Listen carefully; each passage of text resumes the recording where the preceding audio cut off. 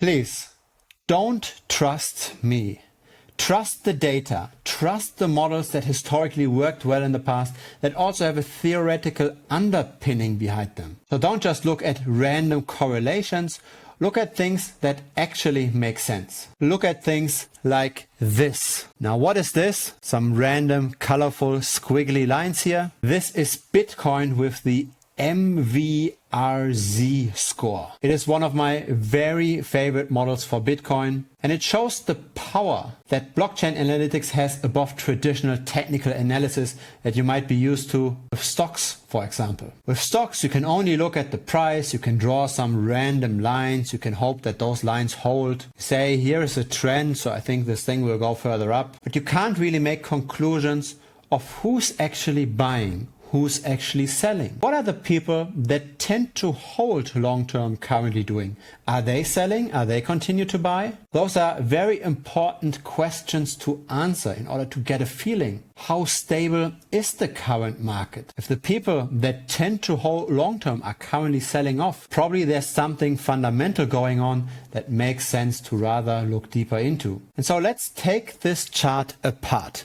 What do we see here? So in black, this is simply the Bitcoin price over the long term. So it starts all the way back in 2010 when Bitcoin's market cap was below 1,336,000. And then we see a logarithmic scale here, right? So each of those numbers over here are 10x from one another. And then the duration of this chart is all the way to today. So we see over the years, Bitcoin goes up. This is no surprise. But what we also have here is this blue line. Now the blue line is the realized value. Realized value is something unique to blockchain analytics. It's basically a form of a moving average, but not really. So what you're looking at is, what is the average price of the entire market? In other words, at what price did all the Bitcoin move in the past? Because the current price is only the price that Bitcoin just exchanged hands recently, right? So when Bitcoin is going up and you've got a lot of people that buy up the token,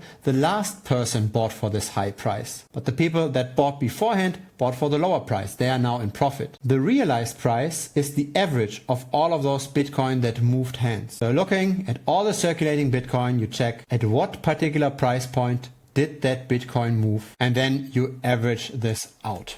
And then you basically get a line that shows relative to the current price if the market in aggregate is currently in profit or in loss. So when the current price is above the realized price, then on average the market is in profit and vice versa. So let's look at the chart again. So let's zoom in over here and let's forget about this orange line for a second. So now the chart starts in 2018. Again, our Bitcoin price and the realized cap in blue. So what do we see? We see at the end of the bear market, so beginning of 2019, the price being below the realized cap. So the market in aggregate was in losses. Then we see a dip below that also during the Corona crash. And then we also crashed below this during the Terra Luna collapse, and one more crash below during the FTX collapse. Now we are above the realized market cap by roughly 25%. So this means there are points in time when the market is in losses.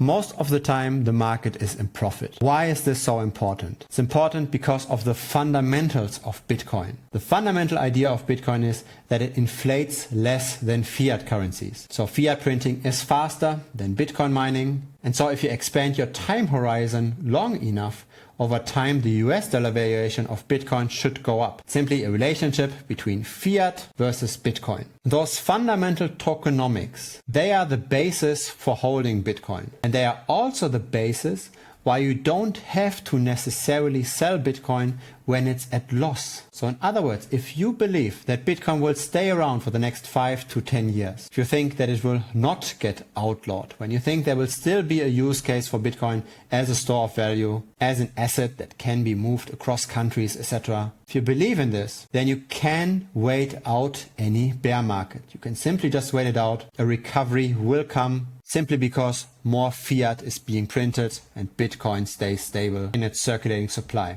It's actually even going down if you adjust for the lost Bitcoin. So there is Bitcoin mining happening, At the same time, Bitcoin also gets lost. The rate at which it gets lost is faster than the mining rate. But that's beside the topic of this video. The topic is that you can wait out whenever we are in aggregate at losses. And so that's why historically these are very nice buying opportunities. Let's zoom out again. Whenever we have been below that realized price, this is where you wanted to get very heavy on Bitcoin. And it also shows to a degree how much risk there currently is. How much long-term downside risk do you currently have with Bitcoin if you now allocate? Currently, since we are 25% above that realized market cap, that's the potential loss. It doesn't mean that we can't go below the realized cap, but whenever we do, we very often quickly retrace again. And what's also important here is that when you look at this blue line, right, it rarely goes down. It either goes up or it goes sideways. So another expression of whenever Bitcoin is below its realized price or its realized market cap, selling tends to die down a lot. Otherwise,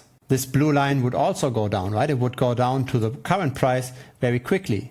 But it's very, very slow at getting at this price, simply because the long-term holders are not selling here. Very, very few people are selling. The long-term holders are selling when there is a rally, when there's new all-time highs. Then there is an adjustment of this realized price. Then it moves up. If there's no rally, then it simply just goes sideways. So this is pretty much the floor. Whenever the price is below, you can wait it out. And this is why I like this model so much. There is a fundamental idea behind this. The psychology being that we don't just average things randomly, but we actually look at what is the typical investor currently doing with their Bitcoin. And the tendency is, whenever Bitcoiners are at a loss, it simply just stays in the hardware wallet and doesn't get touched until the next rally comes, and it unavoidably will come due to the way how Bitcoin inflation is set up. Now, we haven't yet talked about everything, right? We haven't talked about the orange line, right? This most erratic line. What is this? So we so far only talked about the price, and we talked about the realized price, or the market cap and realized market cap, right? The black and the blue line.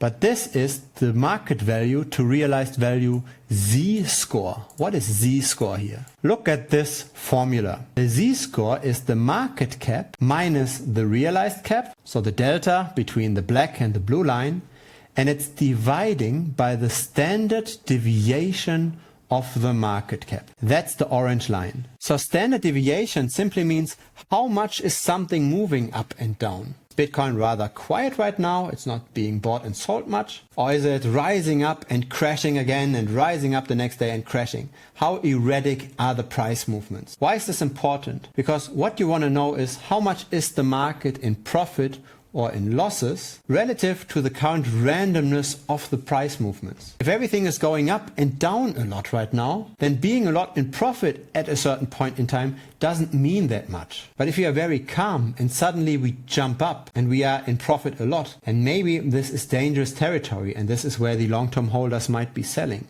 So you put in relation the profit and loss to the current excitement of the market, so to speak, to the current deviation of the price over time. And that's why historically this works pretty well to determine cycle tops. So see how this tops out at relatively similar levels. So the Z-score is over here, right? This is not a logarithmic scale. This goes from 0 to 10. And we can see this peaked nicely at the end of 2021. It also peaked nicely at the end of 2017.